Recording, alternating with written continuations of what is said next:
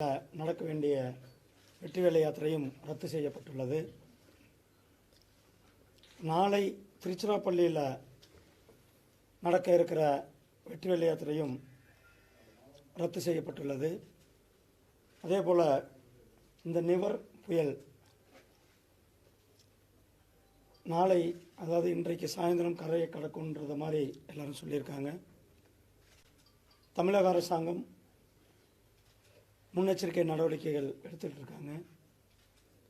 நேற்றைக்கு மாண்புமிகு பாரத பிரதமர் அவர்கள் தமிழக முதலமைச்சர் அண்ணன் எடப்பாடி பழனிசாமி அவர்களையும் பாண்டிச்சேரி முதலமைச்சர் சகோதரர் நாராயணசாமி அவர்களையும் தொடர்பு கொண்டு இந்த நிவர் புயல் எதிர்கொள்வது, முன்னெச்சரிக்கை நடவடிக்கைகள் எடுப்பது, அது பற்றியெல்லாம் கேட்டு தெரிந்து கொண்டிருக்கிறார்கள்.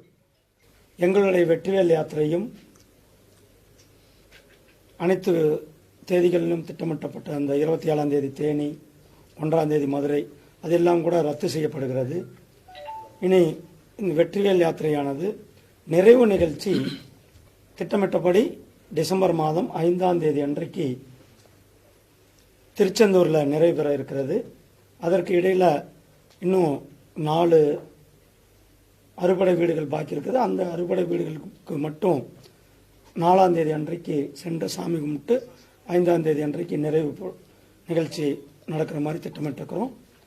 அதனால் எங்களுடைய பாரதிய ஜனதா கட்சியினுடைய தொண்டர்கள், சகோதரர்கள், நிர்வாகிகள் அத்தனை பேருமே இந்த நிவர் புயல் எந்தெந்த மாவட்டங்களில் பாதிப்பு இருக்குன்ட்டு நம்ம கணிக்கிறோமோ அந்த மாவட்டங்களில் அரசாங்கத்துடன் இணைந்து முன்னெச்சரிக்கை நடவடிக்கையாக பாதுகாப்பான மக்கள் பாதுகாப்பான இடங்களில் தங்க வைக்கிற பணிகளை நேற்றுலேருந்தே தொடங்கியிருக்கிறாங்க.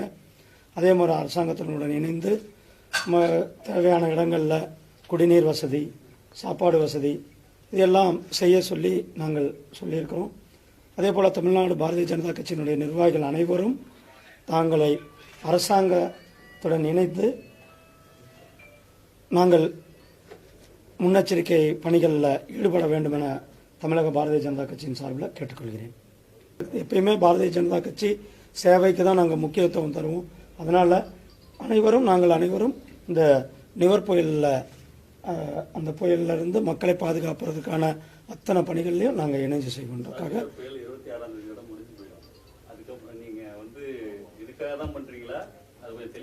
இல்லைங்க, நிவர் புயல் நீங்கள் பாருங்கள், நிவர் புயல் முடிந்து நம்ம இப்போ கணிக்கணும்ல. இப்போ சொல்கிறத பார்த்தா 145 கிலோமீட்டர் வேகத்தில் புயல் அடிக்கணும்னு பார்த்தா, இப்போ குறிப்பாக சொல்கிறாங்க கடலூர், பாண்டிச்சேரி, மாமல்லபுரம், காஞ்சிபுரம் டிஸ்ட்ரிக்ட், அது சென்னை, இந்த விழுப்புரம், இங்கே எல்லாமே அதிக பாதிப்புகள் உருவாக்கக்கூடும் சொல்கிறாங்க. ஸோ அப்படி பார்க்கும்போது ஏற்கனவே நாங்கள் திட்டமிட்டபடி 28, 29, 30 அந்த 3 நாள் ஏற்கனவே நாங்கள் லீவ் விட்டுருந்தோம். ஸோ அதனால தான் நம்ம மொத்தமாகவே நாங்கள் 4ஆம் தேதி முடிச்சுறதா தான் பிளான் பண்ணுறோம். ஏகப்பட்ட வழக்கு பதிவு பண்ணி நான் இன்னும் கணக்கு பார்க்கல, கணக்கு பார்த்தா தெரியும்.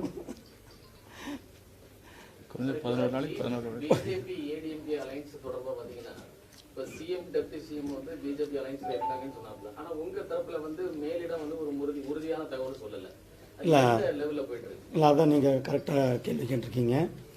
அன்றைக்கு மாண்புமிகு மத்திய உள்துறை அமைச்சர்கள் இருந்த கூட்டத்தில் மரியாதைக்குரிய அண்ணன் முதலமைச்சர் எடப்பாடி பழனிசாமி அவர்களும், அண்ணன் ஓபி பன்னீர்செல்வம் அவர்களும், துணை முதலமைச்சர் அவர்களும் இந்த கூட்டணி பாரத பிரதமர் வலிமையான கூட்டணி, இந்த கூட்டணி தொடரும் அப்படின்ட்டு வருகிற நாடாளுமன்ற தேர்தலில் ஆரம்பித்த கூட்டணி வருகிற தேர்தலையும் தொடரும்னு அனௌன்ஸ் பண்ணியிருக்காங்க.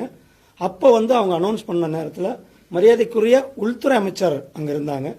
அதனால இந்த நாங்கள் இதை பற்றின அடுத்த கட்டமாக மேலே ஆலோசிச்சுட்டு இருக்கிறாங்க. அவங்க தான் இது சரியான நேரத்தில் உடனடியாக கூடி சீக்கிரமாகவே அனௌன்ஸ் பண்ணிடுவாங்க. அகில இந்திய தலைமை அதான் இல்லைங்க. ஏங்க நான் தெளிவாக சொன்னால் அப்புறம் நீங்கள் உறுதிப்படுத்தலையான்னு சொன்னால் என்ன அர்த்தங்க? நீங்கள் மேலே இவங்க சொல்லியிருக்காங்க, மேலே போய் பேசிகிட்டு இருக்காங்க, மேலே இருந்து தான் இதை நான் இதை பற்றி நான் சொல்கிறதுக்கு எனக்கு அதிகாரம் கிடையாது. இது நான் இப்போ சொன்னதை தெளிவாக சொல்லிட்டு இருக்கிறேன். மேலிருந்து தான் அவங்க சொல்லணும். மேலிருந்து எங்களுடைய பாராளுமன்ற குழு, எங்களுடைய அகில பாரத தலைமை, ஏன்னா அவங்க வந்து இதை பற்றின முறையான அறிவிப்பு வெளியிடுவாங்க.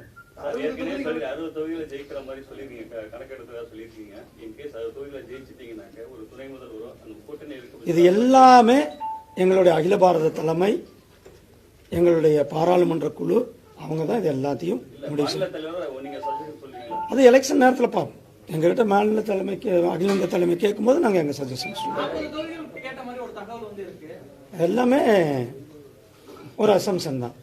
இப்ப ஏடிஎம்கே அடுத்தது இரண்டாவது பெரிய கட்சியா நீங்க அதிகமான சீட்டுகள்ல போட்டியிட வாய்ப்பு இருக்கு. ஏங்க நான் தான் சொல்றேன், இது எல்லா தேர்தலை பொறுத்த அளவுக்கு முழுக்க அகில இந்திய தலைமை தான் முடிவு பண்ணணும்.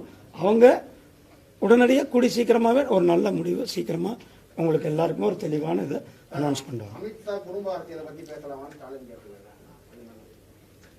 புரியல. அமித்ஷா வந்து வாரிசு அரசியலை பத்தி பேசலாமா? ஏன் அவருக்கு எல்லா தகுதியும் இருக்குது, பேசுறாரு.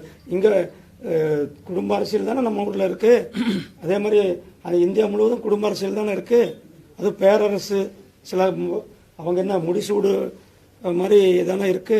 அவர் சரியா தானே சொல்லியிருக்காரு. தமிழக அரசு பாரபட்சம் காமிக்குது, அதாவது திமுகவுடைய பிரச்சாரத்தை தடுக்குதுன்னு உதயநிதி சொல்றாரு. ஆனா பாஜக அந்த மாதிரி நிலைப்பாடு தமிழக அரசு எடுக்கிறது இல்லைன்னு ஒரு குற்றச்சாட்டையும் வச்சிருக்காரு. எங்க கிட்ட எவ்வளவு கடுமையா நடந்துட்டாங்கன்றது எங்களுக்கு தான் தெரியும்.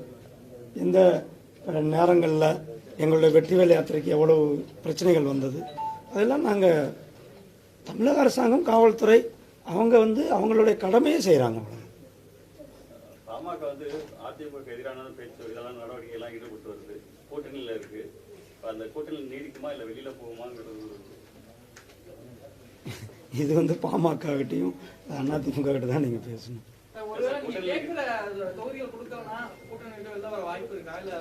ஏங்க ஜாதகம் பாக்குறீங்க? இன்னும் எவ்வளவு காலம் நல்லா பாசிட்டிவா நினைங்க. ரொம்ப சந்தோஷம். நிச்சயமாக இந்த தேசிய ஜனநாயக கூட்டணி தான் வருகிற தேர்தலில் ஆட்சியை பிடிக்க போகிறது. அதுல வந்து தின்னம் அத்தனை மத்திய அரசாங்கம் திட்டத்தையும் நிறைவேற்றி இருக்கிறோம். தமிழ்நாடு அரசாங்கமும் மிக சிறப்பாக செயல்பட்டு கொண்டிருக்கிறது. அதனால எந்தவித ஐயத்திற்கும் இடமின்றி தேசிய ஜனநாயக கூட்டணி ஆட்சி அமைக்கும். மிகப்பெரிய ஒரு வரவேற்பு. போகிற இடத்துல எல்லாம் எங்கள் கட்சிக்காரங்க மட்டும் இல்லாம முருக பக்தர்கள், ஆன்மீக பெரியவர்கள், பொதுமக்களினுடைய வரவேற்பு நாங்கள் எதிர்பார்த்ததை விட அதிகமாகவே இருந்தது. அவரே பல முறை விளக்கி இருக்காரு. இதில் நான் என்ன சொல்றேன்?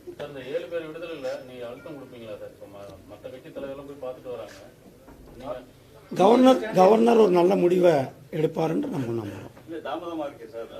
இல்லைங்க, அவருக்கு சட்டப்படியானது இருக்கு. சட்டத்தை கலந்து ஆலோசிக்கணும். அவரு வழக்கறிஞர்கள்ட்ட ஒப்பீனியன் வாங்கணும். அவருடைய வேலையை எல்லா இடத்துலையும் செஞ்சுட்டு இருக்காரு.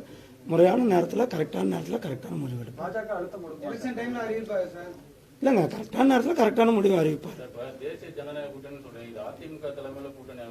எங்க இது எல்லாமே நான் சொல்லிட்டேன். எங்களுடைய அகில இந்திய தலைமை கூடிய சீக்கிரமாவே இதுக்கு எல்லாத்துக்கும் ஒரு பதில் சொல்லிடுவாங்க. தேசிய ஜனநாயக கூட்டணி மிக பெரும்பான்மையோட வெற்றியை பெறுவோம்.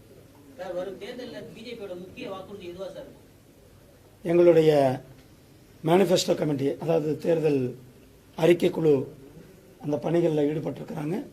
அவர்கள் இப்போதான் எல்லா இடத்துலையும் கருத்து கேட்க, இந்த யாத்திரைக்கு பிறகு கருத்து கேட்கறதுக்காக மாநிலம் முழுக்கும் சுற்றுப்பயணம் பண்ண இருக்கிறாங்க. அவங்க மக்கள்கிட்ட கேட்டு அந்த கொடுத்துறதை பற்றி அதை வந்து நாங்கள் அனௌன்ஸ் பண்ணோம். நன்றி. ரொம்ப சந்தோஷம்.